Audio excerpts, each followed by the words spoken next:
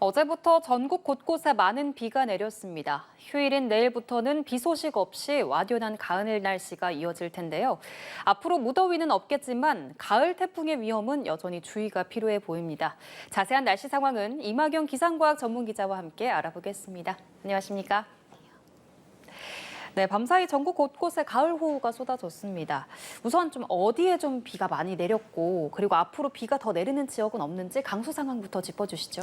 네, 밤사이 전국 곳곳에 많은 비가 쏟아졌습니다. 전국 대부분 지역에서 30에서 100mm 정도의 많은 비가 내렸고 주로 서해 섬 지역을 중심으로는 100mm 이상의 강수량을 기록한 곳도 있는데요.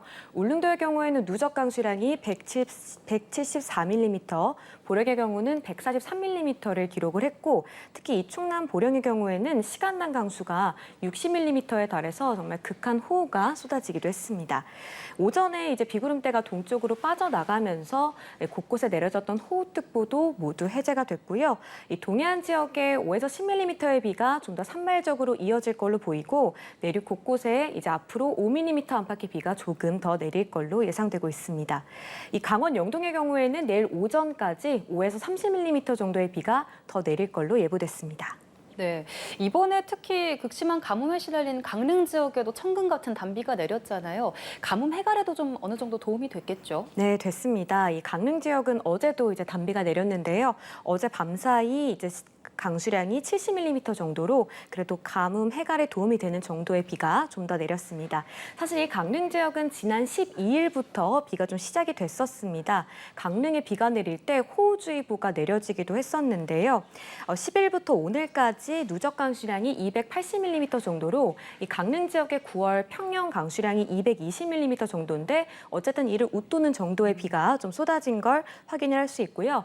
사실 비가 오기 전에 이 강릉의 주요 식수를 공급하는 저수지인 오봉 저수지의 저수율이 11.6%로 역대 최저를 기록했었습니다. 하지만 12일부터 계속 비가 오면서 저수율 자체도 증가세를 보였었고요.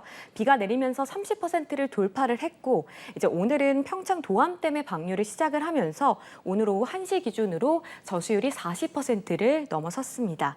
사실 이 도암댐 방류는 수질 문제로 인해서 2001년에 좀 중단이 됐었는데 이번에 이제 올해로 24년 만에 이렇게 도암댐 방류가 시작이 된 걸 확인할 수 있고요. 사실 오봉 저수지의 저수율이 40%를 돌파했다곤 하지만 사실 평년 저수율과 비교하면은 턱없이 부족합니다. 이 평년의 경우에는 저수율이 72.4%를 기록했거든요. 예. 그래서 일단은 최악의 가뭄 상황은 좀 버티고 숨통이 트인 정도라고 좀 정리를 해드릴 수 있겠고요. 이 강릉 지역은 특히 제한급수도 좀 시행이 됐었죠. 이 아파트에서도 하루에 2번, 3시간씩 이 수도 계량기의 75%를 잠그는 제한급수가 좀 시행이 됐었는데 이제 상황이 조금 더 나아지면서 어제는 113곳의 아파트의 시간당 제한급수도 이제 모두가 해제가 됐습니다. 그래서 주민들도 이제 좀 물을 좀 자유롭게 쓸 수 있는 그런 상황으로 좀 접어들었다고 말씀드릴 수 있겠습니다. 네, 이번 주에 이렇게 비구름이 자주 지나면서 날씨가 확실히 좀 선선해진 것 같은데 그러면 앞으로 폭염은 더 이상 없는 건가요?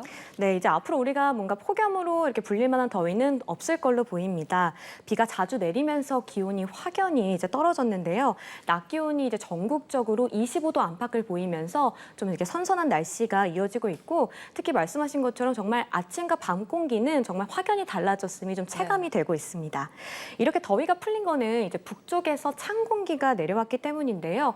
이렇게 찬 공기가 내려왔다는 거는 이번에 비가 자주 이어진 이유와도 좀 연관을 해서 설명을 드릴 수 있겠습니다. 이 비구름은 이 더운 공기와 차가운 공기가 부딪히면서 비구름이 만들어지면서 내리는 건데요. 이 계절이 이제 여름에서 가을로 향하게 되면은 북쪽에서 이렇게 찬 공기가 내려오게 되고요. 그 전에 한반도에 더운 공기가 이미 가득한 상태, 그리고 남쪽에서 끊임없이 고온다습한 공기가 이렇게 유입되고 있는 상태이기 때문에 북쪽에서 찬 공기가 주기적으로 내려오게 되면은 이 찬 공기와 더운 공기가 충돌을 하면서 비구름이 만들어지기 좋은 조건이 형성이 됩니다. 그래서 우리가 이렇게 이번 주에 특히나 가을 호우가 좀 반복적으로 이어졌던 이유는 이렇게 북쪽에서 주기적으로 찬 공기가 내려왔기 때문이라고 설명을 드릴 수 있겠고요. 북쪽에 찬 공기가 내려온다는 것은 결국 더운 공기를 밀어낸다는 의미가 됩니다. 그래서 기온이 좀 떨어지면서 비가 내리면서 날이 급격히 선선해지는 거를 이제 확인을 할 수 있는데요. 특히 어제 서울의 낮 최고 기온이 21.4도에 그쳤습니다. 이건 올가을 들어서 정말 최저 기온이라고 볼 수 있겠고요. 앞으로는 좀 이렇게 완연한 가을 날씨가 좀 이어진다, 이렇게 설명을 드릴 수 있겠습니다.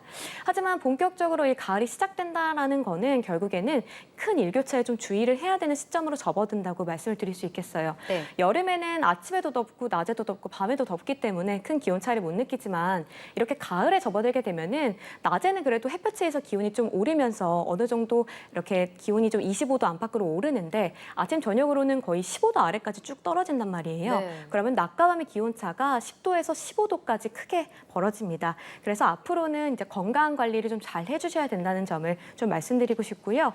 일교차가 큰 날씨가 이어질 때는 얇은 옷을 좀 여러 겹 입으면서 좀 일교차 큰 날씨에 대비를 하는 게 중요하다고 말씀드리겠습니다. 네, 이렇게 여름을 지나서 지금 가을에 들어섰는데 아직까지는 태풍 소식이 없습니다.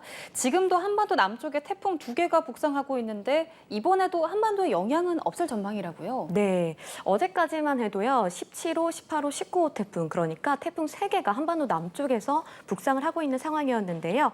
우선 17호 태풍 미탁은 중국을 향하면서 열대저압으로 약화가 된 상태입니다. 그래서 지금 한반도 남쪽에는 필리핀 동쪽에 있는 18호 태풍 라가사, 그리고 일본 동쪽 해상에 있는 19호 태풍 너구리가 있습니다. 그런데 두 태풍 모두 지금 보시는 것처럼 한반도와 매우 떨어져서 북상을 하고 있고 향하는 위치 자체도 전혀 한반도 방향이 아니기 때문에 우리나라에는 영향은 없을 걸로 보이고요.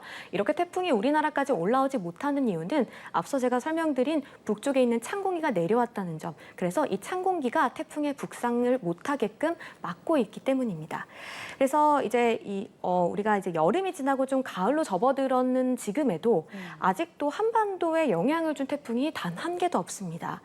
이제 여름에는 주로 태풍이 좀 많이 발생을 하잖아요. 그런데 올해는 여름에도 단 한 개도 태풍이 발생하지 않아서, 그러니까 한반도 영향을 준 태풍이 한 개도 없어서 2016년에 이어서 9년 만에 태풍 없는 여름을 우리가 좀 보내게 됐고요. 이 이후로는 폭염 고기압이 자꾸 한반도에 자리를 하면서, 그러니까 더위가 기승을 부리면서 태풍이 들어오지 못했다는 걸 말씀드릴 수 있습니다. 그런데 가을 중순인 지금까지도 아직도 한반도에 영향을 준 태풍이 없습니다. 사실 여름에서 가을까지 태풍이 한 번도 없었던 경우, 그러니까 한반도에 직접적으로 피해를 끼치지 않았던 경우는 1988년과 2009년밖에 없는데요. 올해도 가을이 끝날 때까지도 태풍이 올라오지 않는다면은 좀 이례적인 해로 기록이 될 가능성도 있습니다. 그렇다면 지금 우리가 태풍으로부터 안전하느냐라고 물어본다면은 안전하지는 않습니다. 네. 사실 우리나라의 기존에 과거에 큰 피해를 줬던 태풍은 주로 9월 말에 발생을 했거든요. 지금 보시는 것처럼 2016년에 차바, 2018년에 콩레이, 2019년에 미탁 모두 9월 말에 발생을 해서 10월 초까지 엄청난 영향을 주면서 큰 피해를 입혔습니다. 이렇게 가을 태풍이 위험한 이유는요. 한반도, 그러니까 이제 여름에 계속해서 폭염 상황이 이어지면서 바다 온도가 끊임없이 데워졌을 거란 말이에요. 네. 우리가 뭐 라면을 끓이려고 물을 끓이려고 하면은 물이 바로 끓는 게 아니라 좀 시간이 지나야 되잖아요. 바닷물도 똑같습니다. 여름에 계속해서 햇빛이 내리쬐면서 바다 온도가 점점 올라가다가요. 그 최고치를 찍는 게 가을입니다. 그렇기 때문에 해수 온도가 높다라는 거는 결국엔 태풍이 북상할 때 계속해서 그 뜨거운 수증기를 공급받을 수 있는 환경이 된다는 거고요. 이제 여름에서 가을로 접어들게 되면은 폭염 고기압인 북태평양 고기압이 점차 수축을 하게 됩니다. 그럼 우리나라를 지배하는 어떤 뚜렷한 고기압이 없게 되면은 태풍이 곧바로 올라올 수 있는 좋은 상황이 되는 거죠. 예. 그래서 우리가 일단 10월까지도 안심할 수 없다라는 거. 그러니까 가을 태풍은 10월까지도 이어질 수 있기 때문에 계속해서 예의주시를 해야 된다는 점을 좀 말씀을 드리고요. 참고로 한반도에 가장 늦게 영향을 줬던 사례로는 1998년 10월 18일에 영향을 줬던 사례가 있습니다. 네, 그럼 10월 중순까지도 긴장을 놓을 수 없을 것 같습니다. 그럼 마지막으로 올가을 단풍 전망도 알아보겠습니다. 올해 좀 늦더위가 기승을 부렸는데 그러면 첫 단풍 시기도 좀 늦어지게 되는 건가요? 그렇죠. 이제 올가을도 이제 늦더위 때문에 지각 단풍이 될 걸로 예상이 되고 있습니다. 우선 첫 단풍 전망을 보면요. 설악산의 경우 10월 2일에 첫 단풍이 시작될 걸로 보입니다. 근데 이게 지금 평년보다 4일 정도 늦은 기록인데요. 지리산의 경우에는 10월 18일, 한라산은 10월 21일, 북한산의 경우에는 10월 22일에 시작을 해서 평년보다 일주일이나 늦을 걸로 예상되는 상황입니다. 주로 중부지방의 경우에는 첫 단풍이 10월 2일에서 22일, 남부지방의 경우에는 조금 더 늦어서 10월 18일에서 26일 사이에 이뤄질 걸로 예상이 되고 있는데요. 이 단풍은 기온의 영향을 매우 많이 받습니다. 일 최저 기온이 5도 이하로 떨어졌을 때 단풍이 좀 들기 시작하는데요. 주로 9월 상순의 기온이 어떠느냐에 따라서 좀 좌우가 되는데 아시다시피 비가 오기 전까지 9월에 계속해서 늦더위가 기승을 부렸죠. 그래서 올해도 역시나 이 늦더위로 인해서 단풍이 물드는 시기가 늦을 걸로 예상이 되고 있습니다. 사실 이렇게 지각 단풍은요, 지구온난화로 계속해서 나타나고 있는 추세긴 합니다. 최근 5년간 첫 단풍이 언제 들었는지를 살펴보면은 1990년대와 비교해서 지리산은 12일이나 늦었고요. 오대산과 내장산은 8일이나 늦어졌습니다.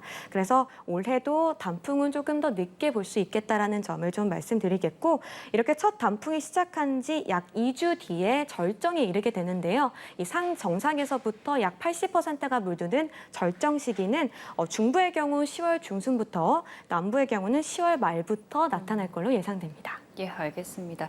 더위가 물러가고 완연한 가을이 찾아왔습니다. 당분간 일교차 큰 날씨가 이어진다고 하니까요. 건강 관리에 신경 써주셔야겠습니다. 지금까지 임하경 기상과학 전문 기자와 함께했습니다. 고맙습니다.